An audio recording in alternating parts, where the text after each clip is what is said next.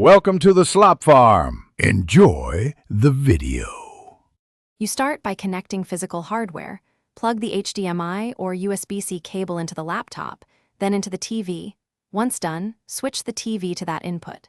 Make sure your laptop is powered and not in sleep mode so the GPU is active.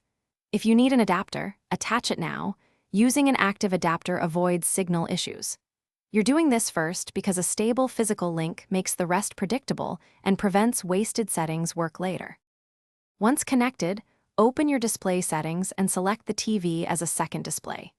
You want either second screen only or set the TV as primary so the desktop fills the panel.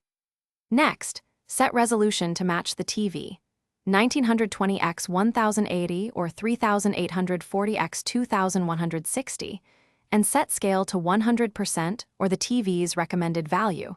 This prevents overscan. Make sure refresh rate. Finish by eliminating overscan so the laptop image fills the TV. Open the TV picture menu and enable screen fit. Just scan or turn off overscan. If needed, open your GPU control panel to nudge horizontal and vertical scaling until edges align.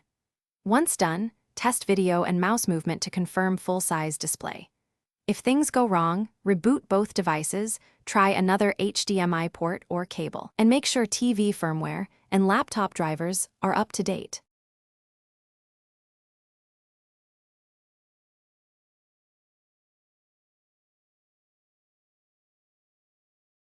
Thanks for watching. Consider subscribing if we helped you today.